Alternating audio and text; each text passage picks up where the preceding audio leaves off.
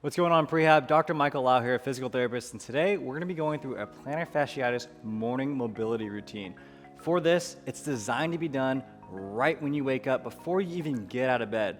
So what we're going to need for today is you're going to want some sort of a lacrosse ball. We're going to want a towel, any sort of towel that we can fold up, and then just a wall.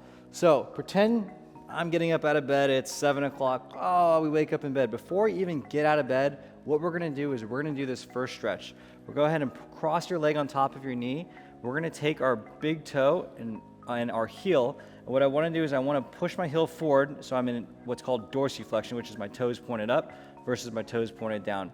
I'm gonna keep that there, and with my big toe, I'm just gonna spring this sucker back. As I do this in this position, what we're doing is we're putting stretch through our plantar aponeurosis or our plantar fascia. When we sleep at night, and we're gonna do about 30 to 40 of these, just go ahead and do this with me as you listen to what I'm saying. When we sleep at night for hopefully about 8 hours a day, we typically sleep in what's called a plantar flex position. So if you think about yourself laying down, your foot's in this plantar flex position. What happens there is that the plantar aponeurosis or plantar fascia, it's actually in a shortened position, and it's in a shortened position for like 8 hours. So typically if you're dealing with plantar fasciitis and you have slept for 8 hours in that shortened position and you go take a step in the morning, that's the first time that your plantar fascia has any sort of stretch through it. And it usually kind of hurts those first couple steps in the morning. So what we're trying to do here is gently, that you have control over without your body weight also being added, is we're trying to just add some stretch, add some mobility to that plantar fascia. And you may go ahead and look down at your feet. You'll notice that as you bring your big toe into extension, you'll see that something pop up through your skin. Again, that's your plantar fascia starting to get elongated. Let's do about 5 more of these. 3, 2, 1. Next, again, before even getting out of bed, we're gonna take a lacrosse ball. I've got that here. If you're at home, you don't have a lacrosse ball, you can use a tennis ball. A golf ball is a little firm, but that probably works as well. And we're just gonna roll out the entire bottom part of our foot for about a minute. And again, you're gonna know what feels like a better position than not. If it feels a little bit uncomfortable, probably hit a spot, hang out there for a little bit. You can roll like this, where you're rolling around different parts of the bottom of your foot, or you can do a technique called a pin and stretch technique. So that means what you're gonna do is you're gonna find an area that you're like, ooh, it's a little sensitive there. You're just gonna hang out, and then with your big toe, try to lift your big toe up. So you're pinning the tissue here, and then you're lifting the big toe, which means there's tissue sliding over that basically pin that we created with the lacrosse ball.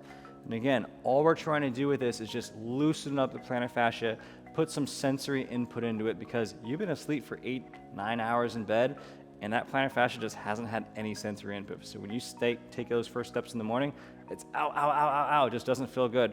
We're trying to gently ease in some activity into that plantar fascia. Let's do this for about another 5 seconds. 5, 4, 3, 2, 1. Next, what we're gonna do is we're gonna go ahead and go over to a wall. So I'm gonna use this wall behind me. Go make sure it's a sturdy wall at home, and come ahead and go to a wall. So we need a wall because we're gonna do a calf stretch. Now, we're not gonna do your traditional calf stretch where you put that leg behind you and you go ahead and stretch your calf. We're actually gonna put that foot in front of you. What we're gonna do is we're gonna put the big toe on the wall, and we're gonna get that toe in extension. Again, when we get that toe in extension, it already stretches up and tightens up our plantar fascia. From here, we're just gonna straighten out the knee, and then you're gonna lean forward. So now we're actually getting a stretch not only through your plantar fascia, but we're also getting a slight stretch through your calf or your gastrocnemius. Now, why are we stretching the calf? The calf actually connects your whole entire triceps area, your calf, your gastroc, your soleus, your Achilles tendon. It actually connects all the way through the bottom of the heel to your plantar fascia. So if we can actually stretch and get some more tissue extensibility through the calf, we can actually help some tissue extensibility down here at the plantar fascia. So that's where we're working on this stretch. And this is what we call a twofer. We're getting a calf stretch plus that big toe versus your traditional calf stretch. Let's hold this for another 3 seconds. 3, 2, 1. Now what we're gonna do is we're gonna do the exact same setup, but we're gonna do this dynamically. So instead of just holding a static stretch like this, we're gonna go ahead and rock back and forth. So we're gonna loosen up the tension there, and then we're gonna tighten this. We're gonna do this for about 30 seconds. So again, you're just gonna bring yourself closer to the wall and then away from the wall, just like this. Now, in the literature, it doesn't show that there's gonna be one type of stretch specifically for plantar fasciitis between static and dynamic stretching that's more effective. Typically though, when it comes to more movement-based approaches that we like to employ dynamic stretching, which is why we're doing a combination of both static and dynamic. Here, let's do this about another 5 seconds. 5, 4, 3, 2, 1. Now, all of these stretches, my knee was straight. What we're gonna do now is we're gonna actually keep the same position with the big toe, but we're gonna dive our knee forward.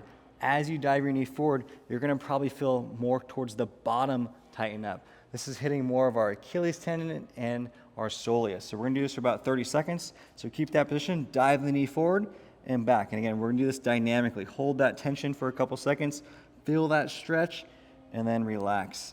So a lack of ankle dorsiflexion, some sort of increased activity, meaning maybe you started going on a hike that you haven't done before. Maybe you increased your mileage when you're running, and then usually a higher BMI.